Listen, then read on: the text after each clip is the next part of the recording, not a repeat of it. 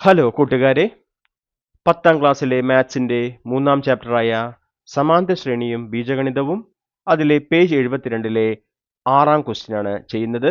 Simple ആയിട്ടുള്ള ചോദ്യമാണ്. നമുക്ക് അത് നോക്കാം. ഈ ചോദ്യത്തിന് 2 ഭാഗങ്ങളാണുള്ളത്. ഒന്നാം ഭാഗം 1 മുതൽ 20 വരെയുള്ള എണ്ണൽ സംഖ്യകളുടെ തുക കണക്കാക്കുക.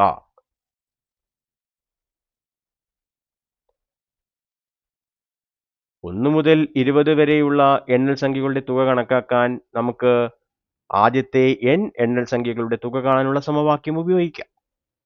അത് n ഇൻറ്റു n പ്ലസ് 1/2 ആണല്ലോ.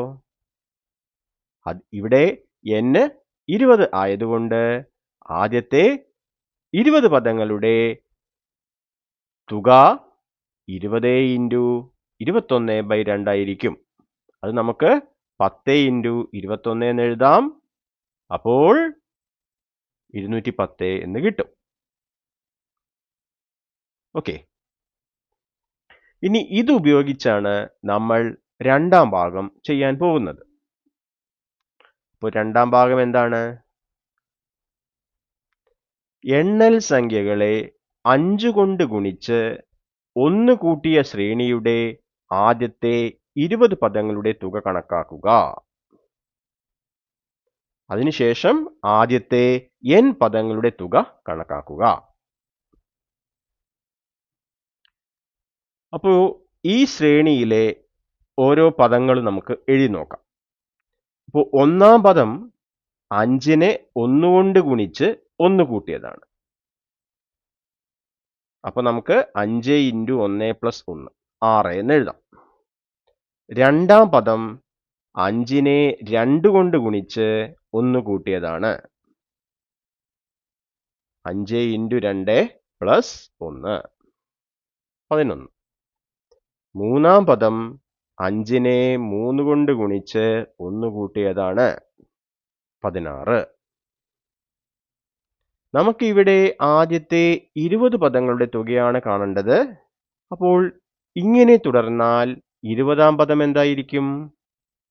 5നെ 20 കൊണ്ട് ഗുണിച്ച് 1 കൂട്ടിയതായിരിക്കും. 20ാം പദം x 20 സമം 5 ഇൻറ്റു 20 പ്ലസ് 1. അപ്പൊ ഇത് 101 എന്ന് കിട്ടും.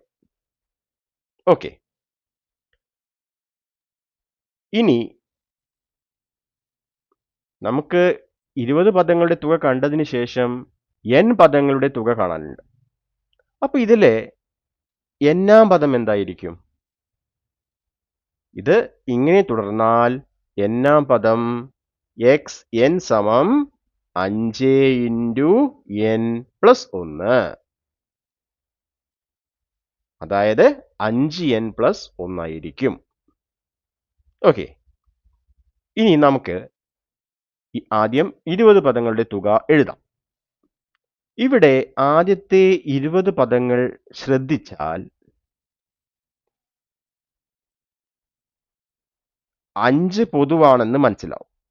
അപ്പോൾ 5നെ പൊതുവായി എടുത്ത് ബാക്കി എന്താ ഉള്ളത്? 5 ഇൻറ്റു 1 പ്ലസ് 2 പ്ലസ് 3 പ്ലസ് അങ്ങനെ 20 വരെ എഴുതാം. പിന്നെ ഈ 1 എത്ര പ്രാവശ്യമുണ്ട്? 20 പ്രാവശ്യമുണ്ട്.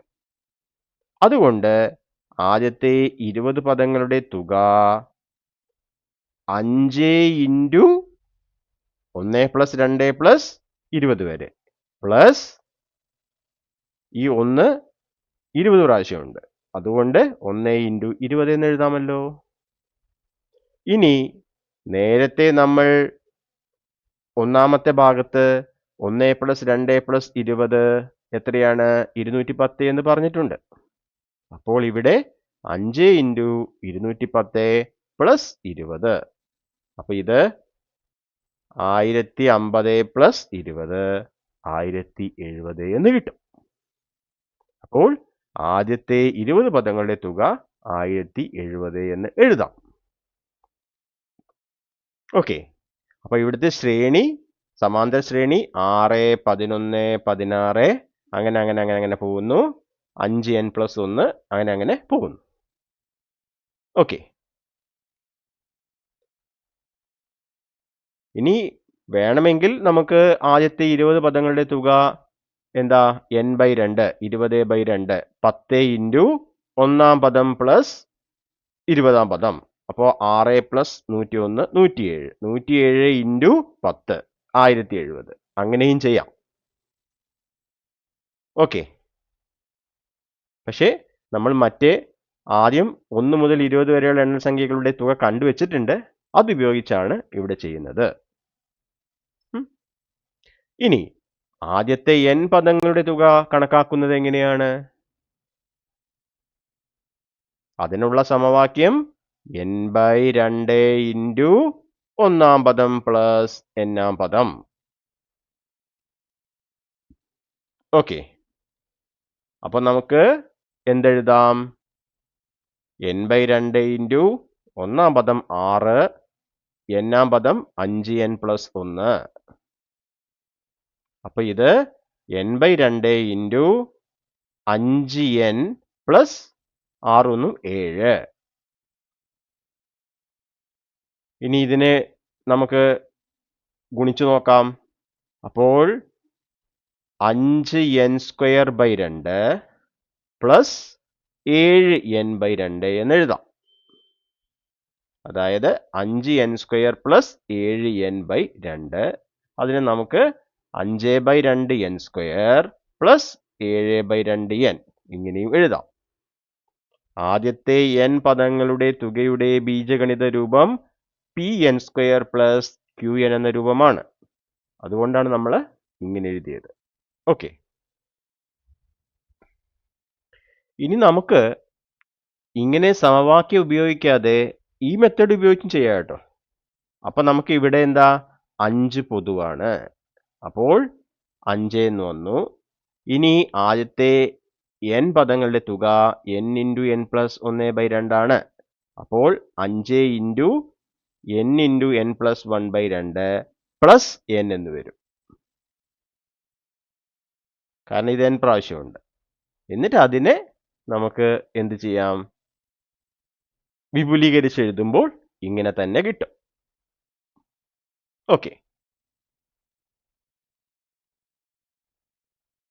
ഇനി നമുക്ക് അടുത്ത ചോദ്യം അടുത്ത വീഡിയോയിൽ ചെയ്യാം. അപ്പോൾ ഈ വീഡിയോ കണ്ട നിങ്ങൾക്ക് എല്ലാവർക്കും നന്ദി. വീഡിയോ ഇഷ്ടപ്പെട്ടാൽ ലൈക്ക് ചെയ്യുക, ഷെയർ ചെയ്യുക, ചാനൽ സബ്സ്ക്രൈബ് ചെയ്ത് സപ്പോർട്ട് ചെയ്യാൻ മറക്കരുത്. അപ്പോൾ അടുത്ത വീഡിയോ വരെ എല്ലാവർക്കും ബൈ. Thank you.